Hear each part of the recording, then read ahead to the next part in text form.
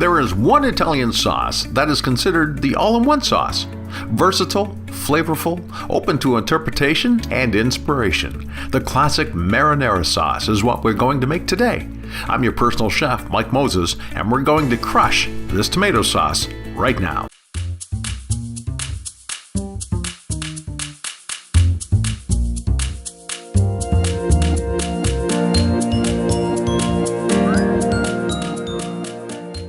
Homemade marinara sauce is fast to make, and when you do it yourself is healthy and tastes better than anything you can buy at the grocery store. Using fresh plum or Italian tomatoes is an option, but these are not always in season, so we used canned tomatoes. Marinara sauce originated in southern Italy sometime in the mid-1600s. For North America, the large influx of southern Italian immigrants in the early 1900s brought this inexpensive yet flavorful sauce to the Americas. Learning to cook, this was one of the first sauces I had to master, and now we're going to do it together.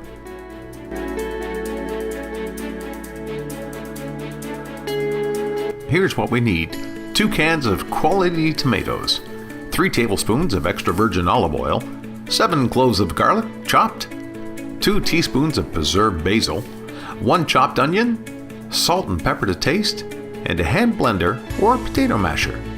Now that we have everything ready, it's time to cook. This is a 1-pot recipe, so we'll use the pot to saute the onions and garlic first, then reduce everything down to a gorgeous red blended sauce. We will want a fine chop on the onions and garlic, keeping each piece about the same in size. This allows for an even distribution of heat. Bring your pot up to temperature, about 180 degrees or medium high. Add the olive oil and let it come up to temperature. Then add the onions, seasoning with salt and pepper. Saute for about 2 minutes or until they are translucent, then add the garlic and stir for about another minute.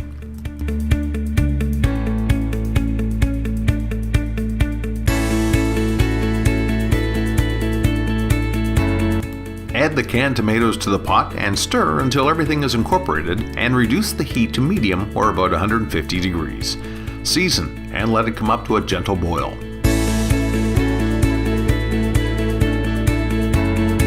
We want to reduce the sauce by about 20% so that it becomes thicker. An easy way to do this is to watch the side of the pot. You can see when the sauce has reduced by about an inch on the side. Fresh basil is hard to get in the middle of winter, but there are alternatives. A preserved basil can be found in most supermarkets and will taste almost the same as fresh. You'll need 2 teaspoons. Once the sauce has reduced, add the basil and stir. We'll let this simmer away for another 10 minutes, then get ready to buzz the pot with your immersion blender or potato masher.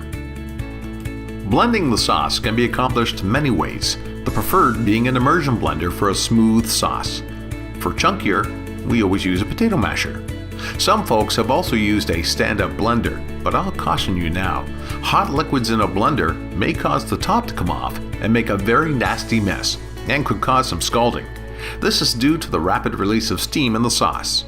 If you must use a blender of this type, use a towel to protect yourself and hold on to the top very tightly. Now that our sauce is blended, it's time for the final adjustment of salt and pepper. This is the season to taste portion. Take a teaspoon and scoop up some sauce. Blow on it to cool it down and taste.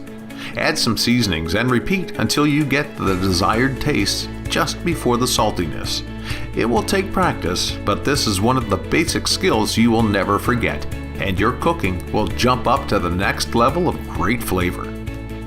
If you over-season, don't worry. You don't need to apply a lot. Remember, there is a fine line when you season in little steps. Just add a 1/4 cup of water, stir, and let the sauce reduce until you have the perfect balance.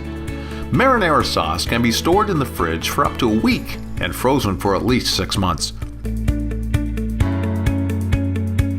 For the fridge, I usually use mason jars, fill them up and mark the date on them. For the freezer, I pre-freeze in containers, then transfer to a vacuum-sealed bag. If you like this recipe, please leave a comment and a like. And if you'd like to see a particular recipe or topic, let me know. Don't forget to subscribe. I'll be putting new content on this site weekly. And if you want more information, you can head over to thepersonalchef.blog, where you can print the recipes presented here, and I add new content every other day. Thank you for watching. I look forward to helping you eat healthier, shop smarter, and cook better.